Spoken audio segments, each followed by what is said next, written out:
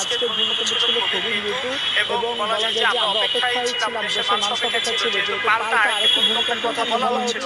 সবাই ভাবছিল যে হয়তো ওই ভূমিকম্পে আরো কি না হয়। তবে আমরা দেখলাম যে পাল্টা গতকালকের পর আজও কিন্তু গাজীপুরের বা সাভারের দিকে একটি ভূমিকম্প আমরা দেখেছি সকালে।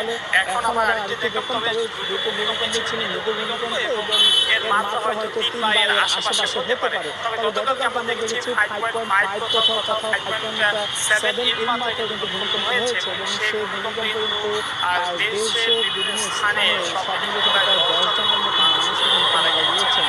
অনেকে হাসপাতালে আছেন, কেউ আতঙ্কিত হয়ে